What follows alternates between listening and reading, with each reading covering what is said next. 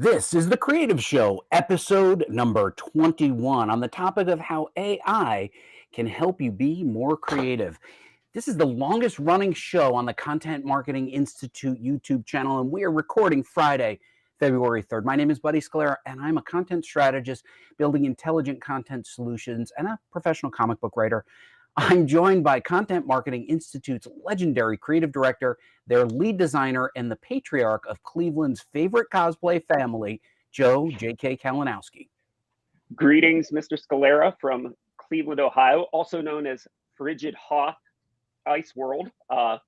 Trying to stay warm here, but pretty excited about today's show and pretty excited about our upcoming cosplay for Fan Expo Cleveland this year. So I'll key in on that later. Yeah, Joe, I think people, if they really want to be entertained, they should be following you on the social platforms because you look different all the time. You and the whole family are constantly in costumes. It's a lot of fun. And thank you to, and much thanks to Mr. Scalera, your dad, who's hooked us up with so much of his backstock of leather and upholstery and fabric that we've had a lot of fun with it. So there's a lot of Scalera influence in that. So hat tip to Mr. Scalera for that. Yeah, he'd be happy to know that you putting it to good use. So Joe, you are creative. Some say we're a completely creative family. How did you get to be this creative? I would say magic, mystery, luck, mostly experience, I'd say. So no robots or artificially intelligent machines so far? Not yet. Not yet. But no. So how would you like to learn to be more creative and how artificial intelligence possibly can make you more creative? I would love to learn how that could help because, Buddy, as you know, you and I have talked a lot about this topic, but it would be great to get an expert to give us a little bit more of a into the better headspace. Well, then then it's perfect because today we have a very special guest from the Marketing Artificial Intelligence Institute, your friend and mine, Cathy McPhillips. Hey, the gang's back together. The gang is back together. Joe, did you know that Cathy at one time worked at Content Marketing Institute before she became the Chief Growth Officer of the AI Institute? So I've heard. You know, we may have bumped into each other once or twice in the halls of CMI, or at my house over the years. This is true. Yes, Cathy and I have a long track record of creativity. As do you. So I'm right now sitting with two of my favorite creative people that inspire me daily. So I'm very excited about our conversation and where it's. And what, Cathy, you can bring to the table and kind of maybe enlighten us on some of the topic of AI. So, and can we just lay out there right now that, like, is anyone an expert at this right now? Because I mean, I can talk about it with you guys and I can tell you what I've done, but like, if they say they're an expert, I really would dig in a little bit more to make sure if they really are. Well, Cathy, let's just talk about your relative expertise compared to the other people who are on this call, me and Joe. Okay, then I'm an expert. Then you're an expert. Just for context, Cathy, what is your role at the Marketing AI Institute?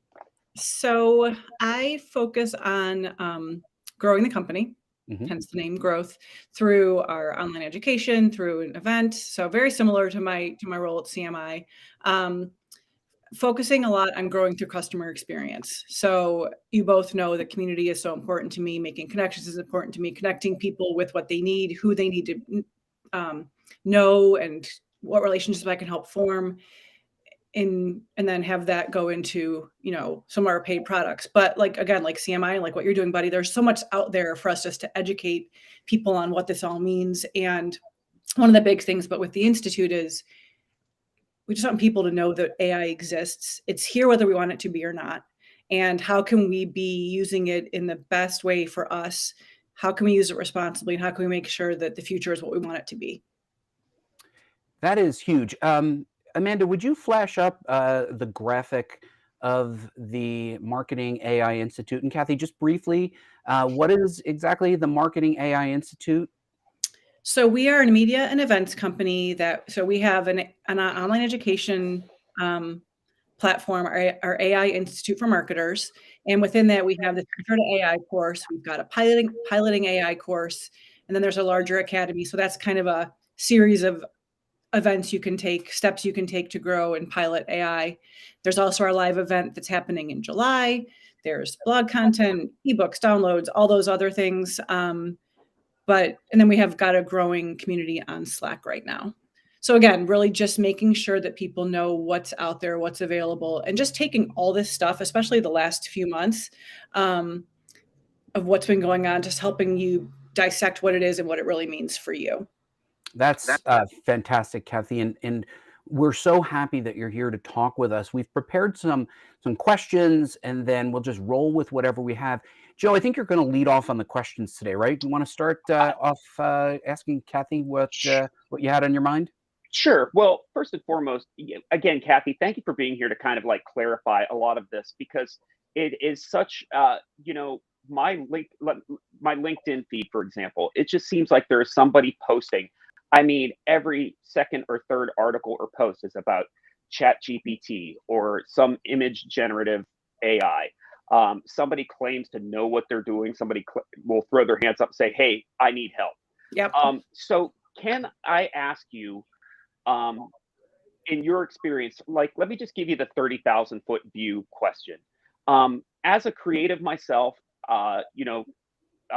creating visuals, or a writer like Buddy, how would you suggest us to use artificial intelligence to maybe inspire us, or how would we work that into our daily roles without, because there's so many people worried about it replacing their job or, taking their place, but how could we, use it to actually, make our lives a little bit easier? So I think the way that I like to look at it, and this comes from Paul and Mike and everyone on our team that I've learned from, because I come there with 30 years of marketing experience, being like, I don't, what is this, and how can I make sure that I'm honing my craft, that I'm doing things I love doing, but I know this stuff can help me in some way. So how do I get started? So there's the problem-based model and the use-based model. And the problem-based model is saying website visits are down 10%. Over the past year, we're trying to figure out what's going on. What tools can we be using? What data can we be using to figure out how to make that, to figure out what that problem is, and then to fix the problem.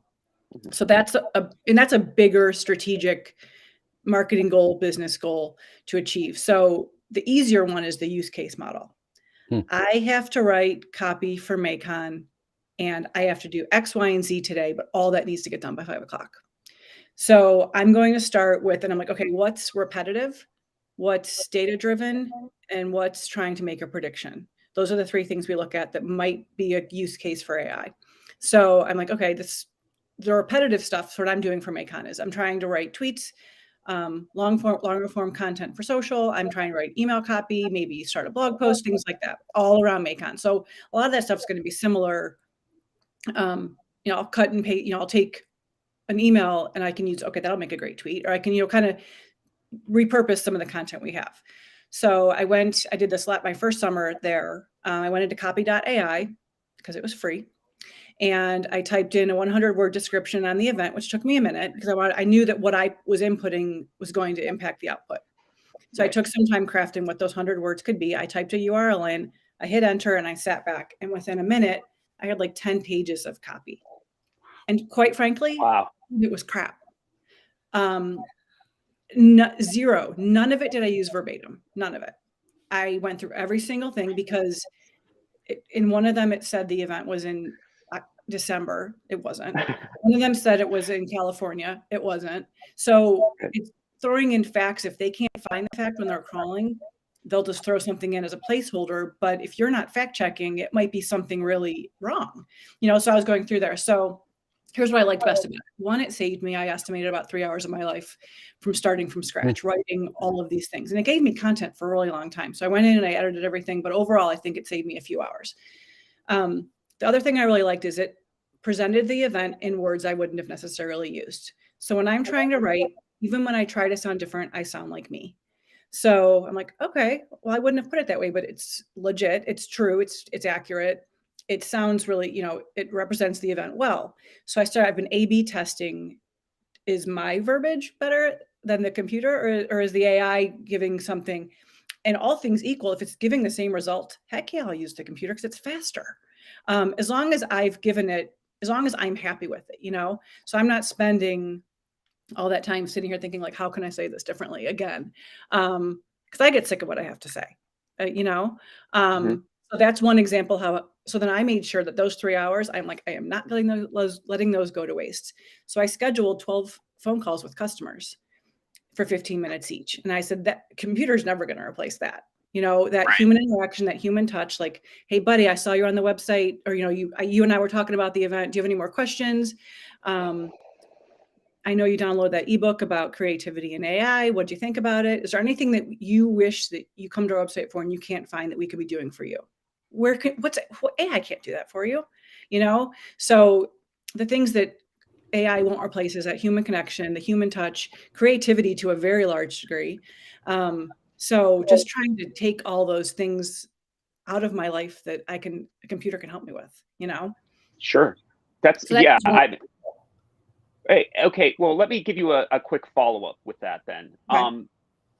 Out of like everything you use on a daily basis, for your role with marketing AI, do you have a preference? Like I keep seeing Chat GPT popping up in everybody's feeds and people using it, and I'm reading of success stories and some stories where it's a little bit questionable the content they got back, because Yeah. obviously it's scouring the internet to learn about, very different from what you did with when you first started, where you wrote up 100-word description Right. of your event, where Chat GPT is scouring, and so you would have to edit that, of course.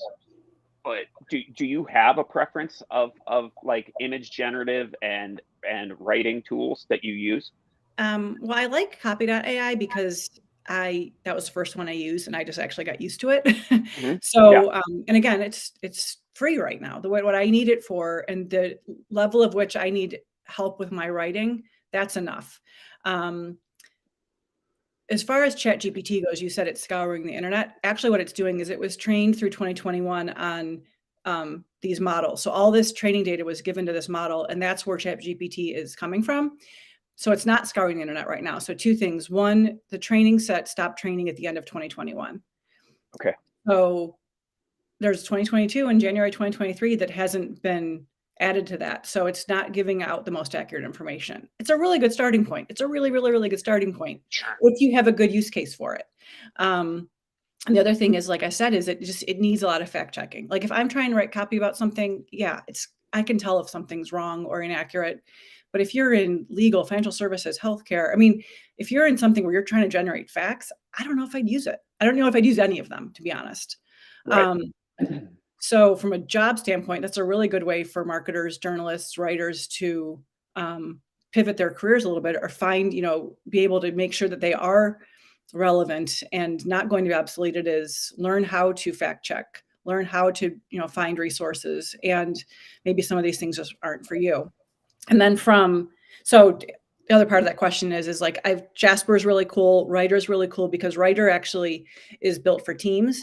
So if the three of us are writing blog post content or anything for our brand, and we all have different styles, Writer will be able to put all of our things through the same guidelines and help us. Oh, So interesting. we do sound like ourselves, but Yeah. we're adhering to the same guidelines and the same So it's language.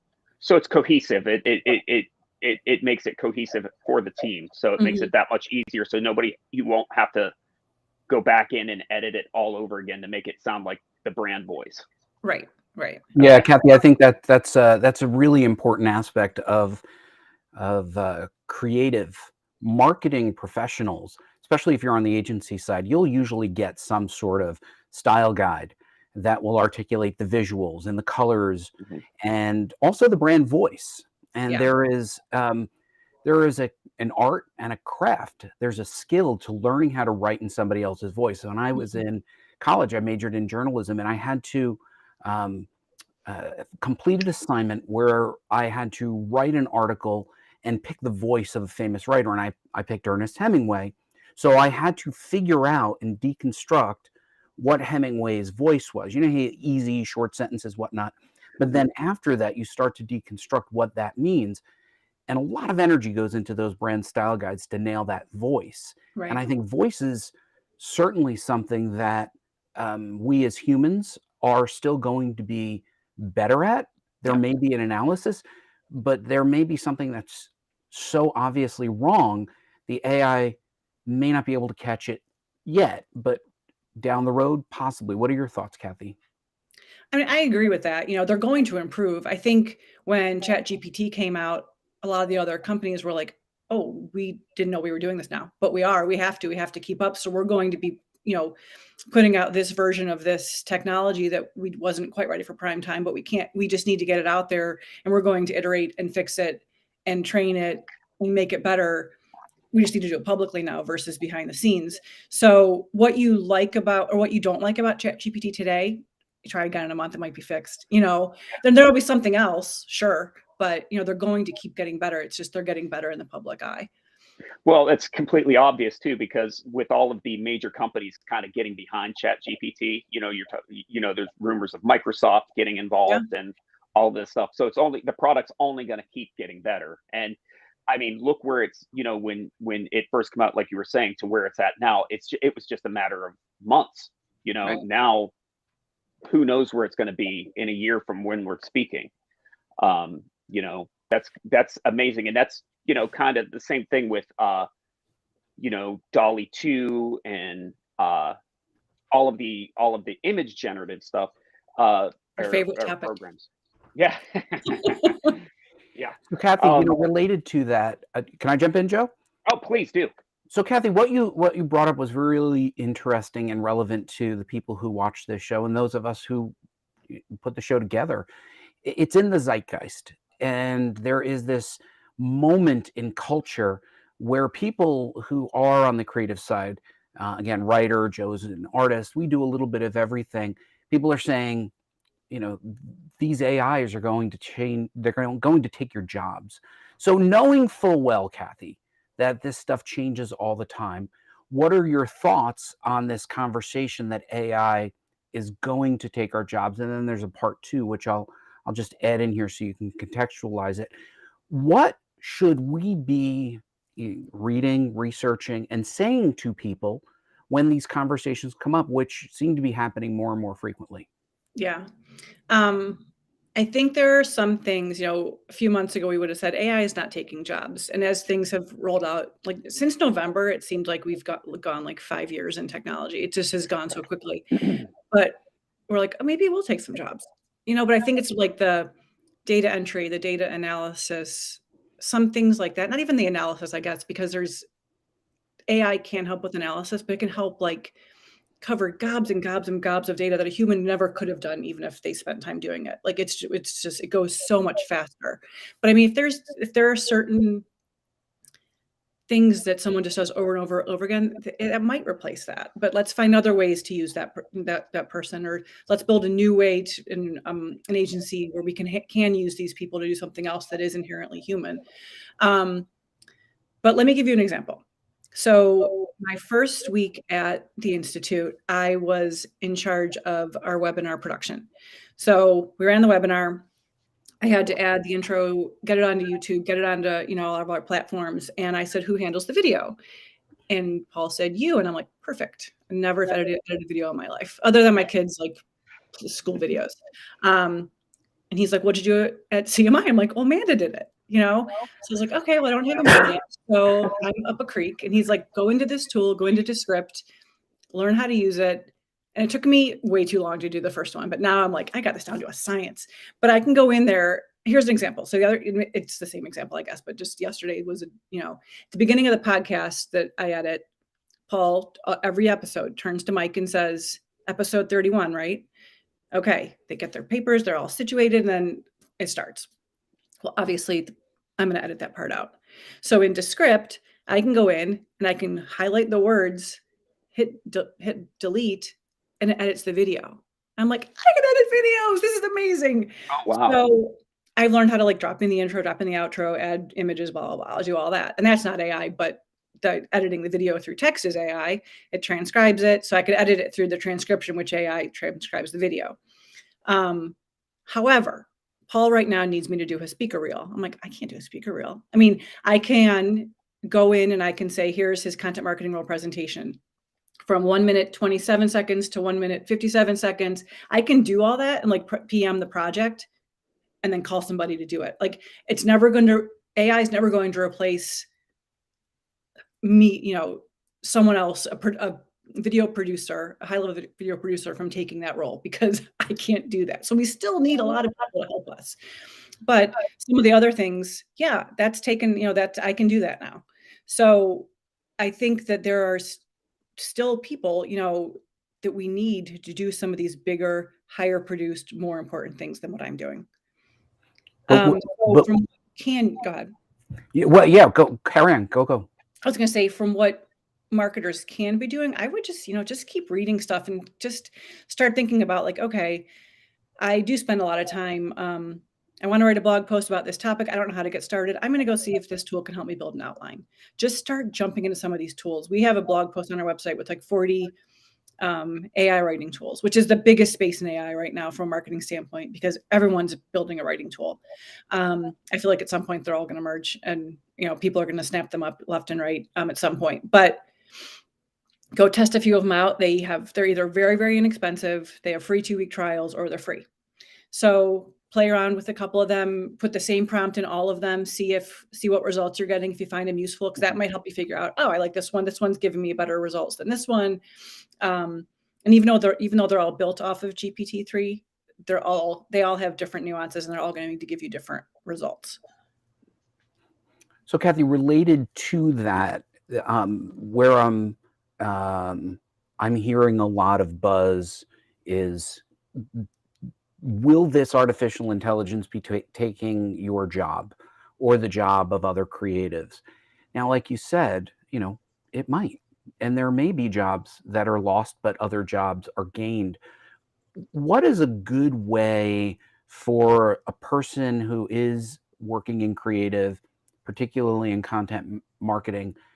How should they respond to those kinds of conversations? It feels, I don't even know what to say. Joe and I talk about it all the time. What do we say? Can you just help guide us a little bit with some of this conversation? So I was talking to someone about like agencies. Like if you're paying an agency to do your blog content for you, do any of your content for you, and your payment structure is you're paying them for X amount of blog posts, assuming they're each going to take 8 hours for each one, you know, and now the agency can actually do it in 4 hours because they're using ChatGPT or another tool to get them started.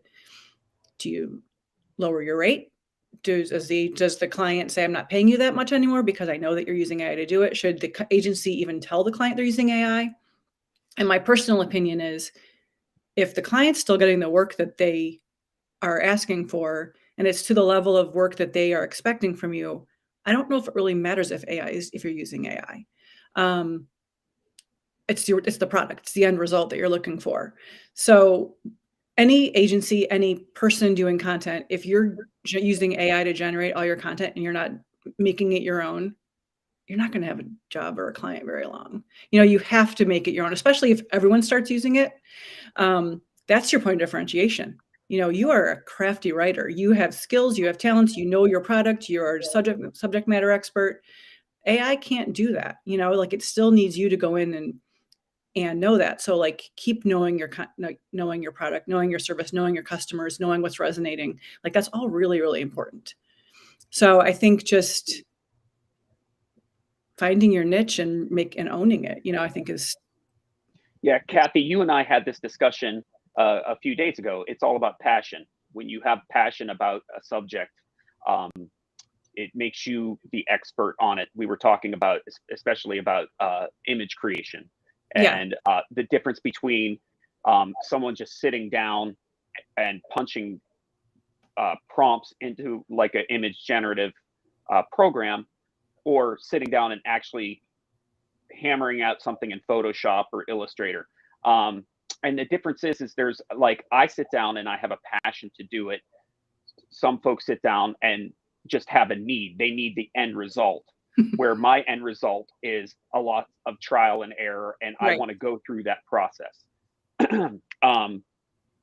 And you're right. As long as they're happy with either or, as long as you get to the end result. But one thing that I wanted to add, Buddy, and I think you might agree, is a lot of this goes on. It's a little harder to see it from the writing and the content side of things, but from the creative and image side of things, I believe that we're going to see an influx of bad art because It's already there. It's 100% I mean, already there. people are sitting down and they're like, I don't need my designer or I don't need my illustrator anymore. Type in, I want this, and it comes out, oh, that's good enough. Or, hey, this is really cool.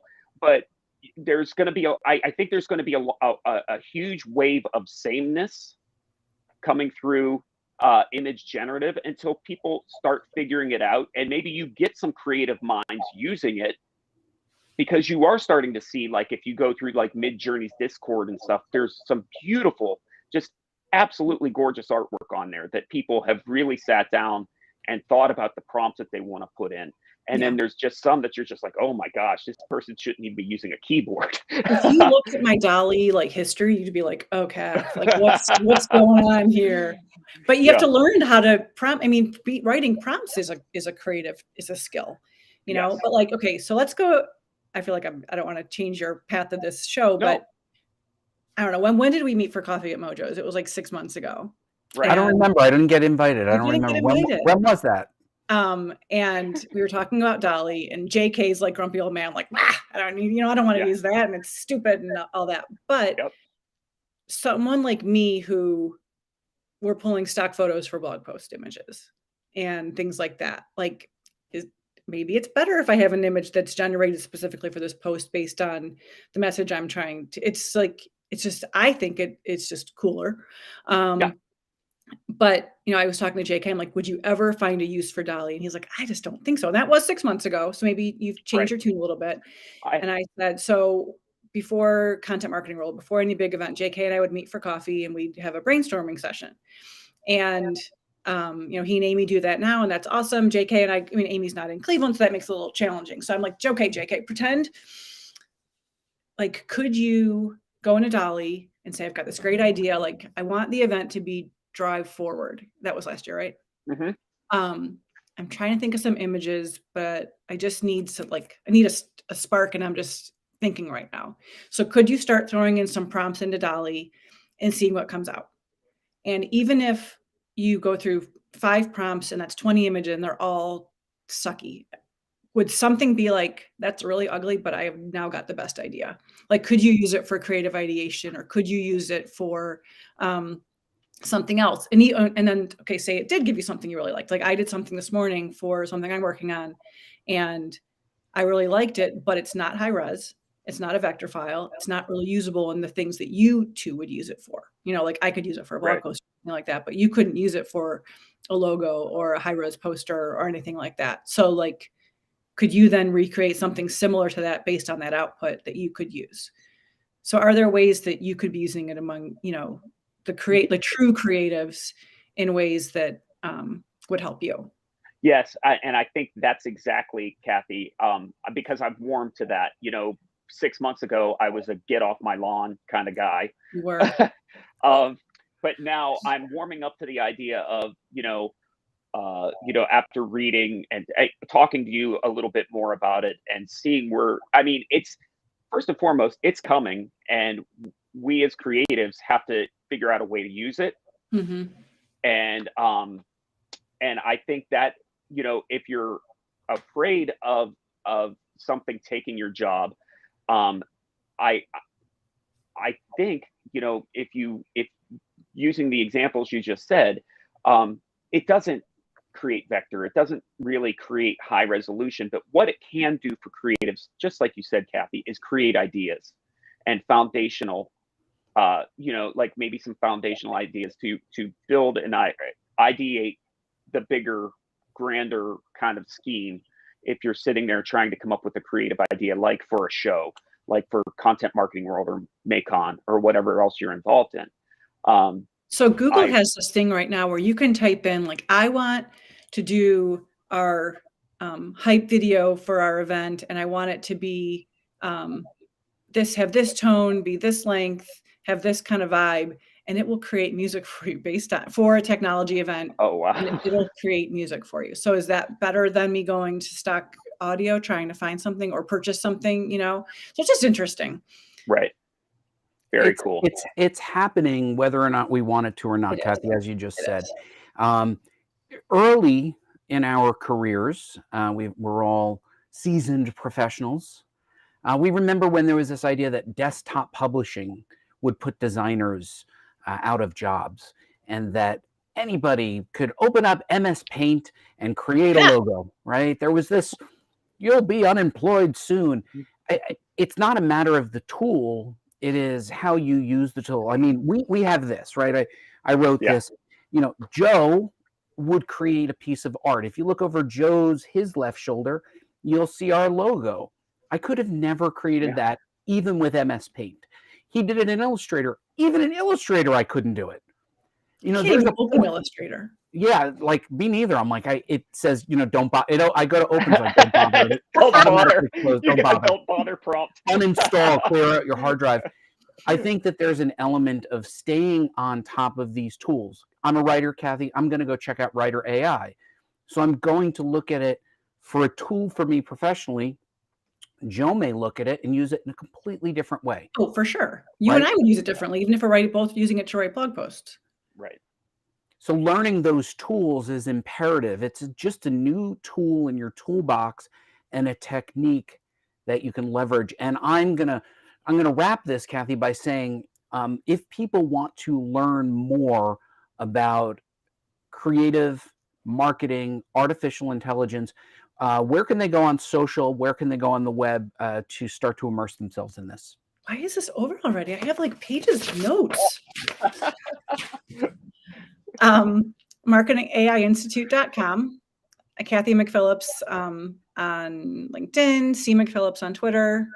Okay, by the way, I just got a pop-up saying re-authenticate your computer. So I'm not going to click any buttons on my screen right now.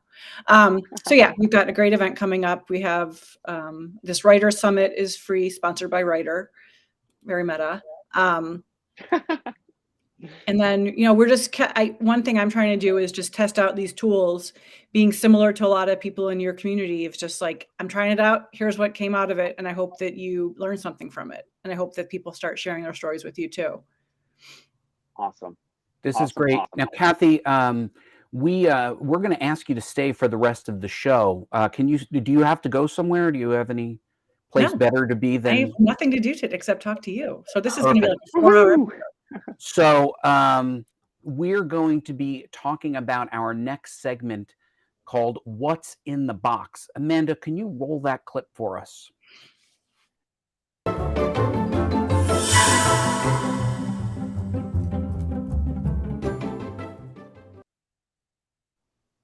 And Cathy, I know that you've watched every episode of The Creative Show since its inception. So you know that Joe generally comes home with some sort of swag or something from either the comic shop or the toy store, and then he uses it as a tax write-off by coming on this show and saying it's work-related. Joe, that's how I sell it. That's how I sell it to Mrs. K. Yeah. Joe, can you just tilt over to the side and show us your office behind you? There's that. There's too much. That. There's all that. Yeah, it's bad. It's bad. But it is absolutely 100% work-related and a tax write-off, Cathy, just so you're aware. In Pennsylvania. It was in Ohio. Cathy, that lamp behind you is a tax write-off because you just used it for work. That's right. But, we were inspired getting ready to see you. And actually, no one more inspired and excited than Amanda Subler. Amanda, can you just come on and say hi? Yes. Your good old friend. There she is. Woo-hoo. I love you, buddy. Happy birthday. I love Cathy. I only came on because Cathy. Oh, well, happy birthday, Amanda. Thank you. Thank you. Amanda has asked us to call her Mandy going forward because my she Lord. always felt like that was her inner self was Mandy. That's right. No, And I think no, I it's think we not. got the theme song, right, Buddy? Whenever we need a little Manilow playing when she pops That's right, on. a little Manilow. So Amanda, why do you do this to yourself every week? I don't know. I don't have to put myself on, right? I control that. So. she has all the buttons. Yeah. I'm gonna find you a new AI producer of your creative show, so you don't have to tweet for Amanda. Yeah. every week. That'd be awesome. Hey, This show is literally completely controlled by Amanda, so she is really our is. AI and our conscience. Yes. true. Yes. Yeah. Human. Can I go now? Humans for that. You can go now. Thank you for coming on. So the thing, Cathy, that we are working on, it triggered in part by this proliferation around creativity, and we're hoping that you'll give this a little eyeball for us on the side before we launch it. We're writing our creative manifesto for the creative show so that we can state who we are and what we represent. Joe, you want to pick up from there? Sure. Buddy and I had a conversation towards the end of last year, coming into 2023, of where we want to take the creative show, and how it affects creative people that we reach through Content Marketing Institute and through the channels. So Buddy wrote up this wonderful manifesto that we chatted about, that we don't technically want to release it just yet, but I did want to give you all just a little bit of a preview of what our plans are. First and foremost, which was fantastic today, Cathy, which I thank you for being here, is we want to talk to more creative people throughout the year. So we're going to have a few more guests on throughout the episodes. But what I do like about the manifesto that we're coming up with is it's very content marketing. It's a book that, or just basically a paragraph and a half and some words, wonderfully written by Buddy Scalera, kind of like echoing our thoughts. And from that, we're going to build off graphics and blog posts for CMI, and hopefully maybe Comic Book School or Buddy Scalera.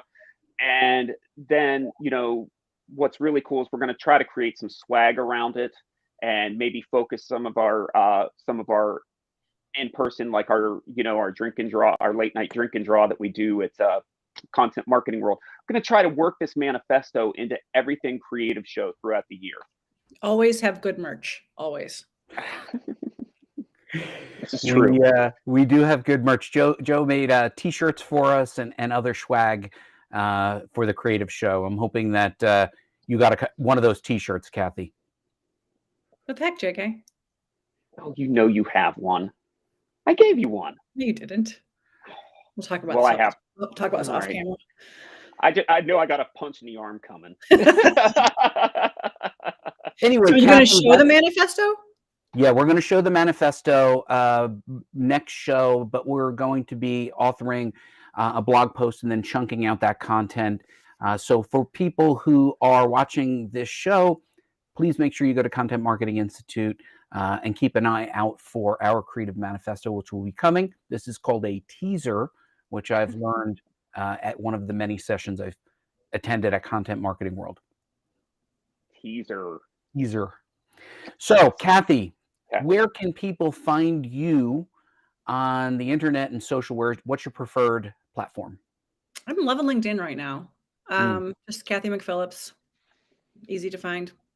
Very good. And Amanda, would you pull up the graphic? We have a little graphic for us here at the Creative Show.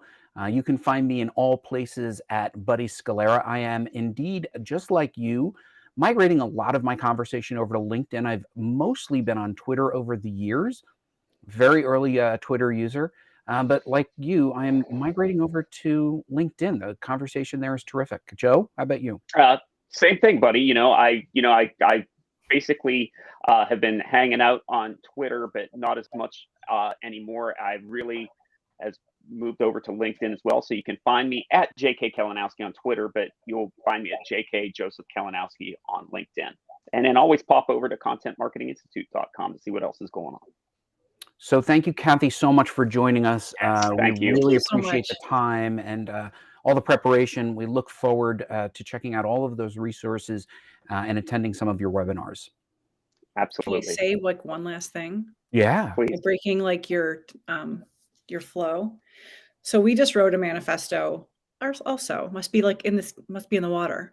So one of the things I liked, one of the things we didn't touch on too heavily was the legal of all of this, legal with images and graphics and all of that.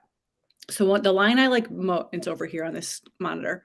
It talks about, we believe that humans remain accountable for all decisions and actions, even when assisted by AI. Human must remain in the loop in all applications. The one I liked the best in this was number. Basically, we need to be ethical and responsible about what we're doing because the legal is lagging behind. Decisions have not been made on legal stuff. So we need to be conscious of what we're doing and responsible with all the things we're doing because there is not precedent set yet. That And I is think awesome. it's a very, very important thing. And I also think from your manifesto and our manifesto is like what we say today in the manifesto might be obsolete in a few months. And we just need to be willing to take a stance, even if we know that stance may have to evolve. Perfect. So that's it. Now, can we find that manifesto? Is it already posted? It's on our blog on the website. Okay. Yeah. Cool. It should be easy to find a couple days ago. Awesome. Well, that sounds great. And from all of us here at the Creative Show to all of you there at the Marketing AI Institute, thank you so much for joining us, Cathy. Joe, you have created a sign-off tagline. Why don't you deliver it so that Amanda can roll the credits? Well, it was Cathy, like Buddy said, thank you for being here. And to everyone who joined us today, whatever you do, please do it creatively. See you later.